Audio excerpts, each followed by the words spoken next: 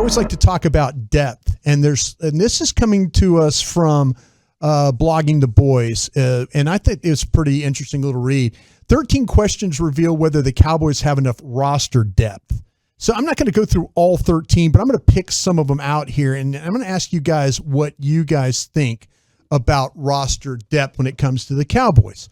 And so, we're getting ready. We're going to be there all week for the OTAs this week. Excited, man. In like 6 weeks, going to be in training camp, doing all that. That's going to be exciting, full wall-to-wall coverage there. All right, the first one they asked is, does your team have a capable backup quarterback that can go at least 2-2 in a 4-game stretch?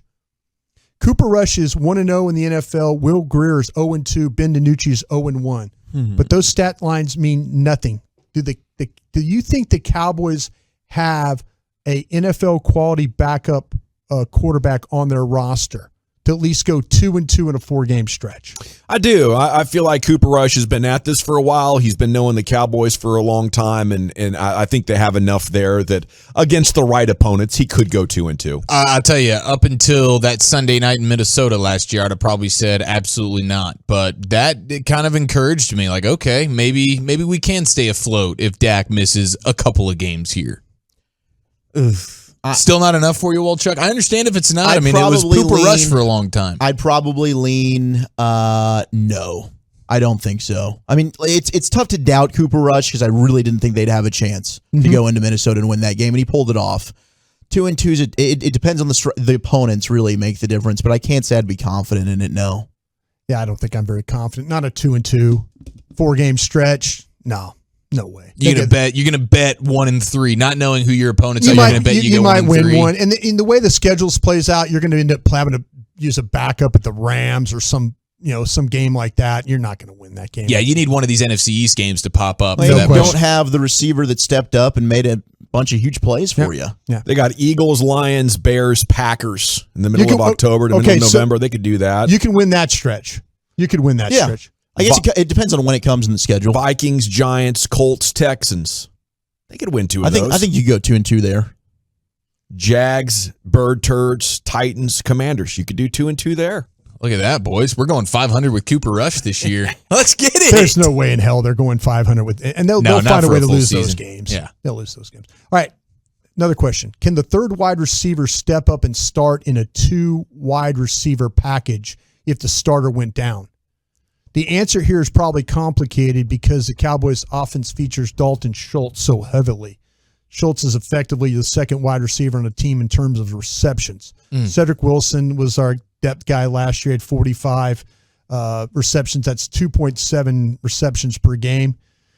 Does this team have a third wide receiver that could be the starter if one of the starting 2 went down? I guess you're banking on a rookie. We're going to find out immediately. Because you're not going to have Michael Gallup for the first couple of games of the season, right? That's all the indications that we've gotten. So you're going to find out immediately if Tolbert or James Washington are going to be those guys for you. And we haven't gotten to see any of James Washington so far at OTAs, and we'll see if we get to see him at all at minicamp. So that will be answered for us.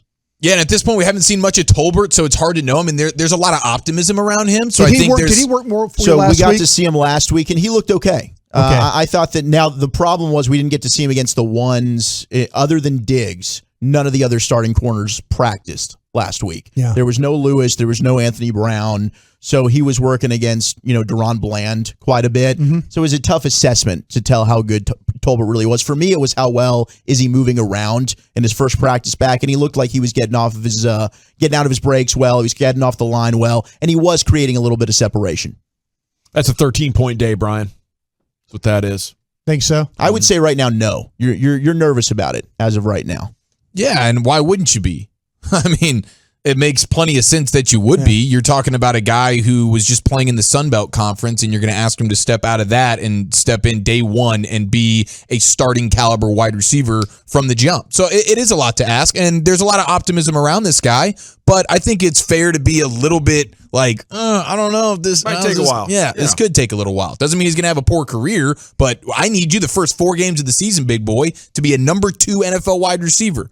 Can you come through for me? There's a ton of upside there. There's no question about it. It's just a lot to ask from a rookie third-round pick. I'll tell you what, Gavin just slapped me upside the head with that 13-point comment. with that's going to be the old tough sledding line. You'll be starting 0-2 if that's the case. I think you might be onto something there. All right, how about this one? Is there a quality nickel corner on the roster since most teams are at least 50% sub defense? Jordan Lewis is the nickel corner. You everybody happy with Jordan Lewis being your nickel?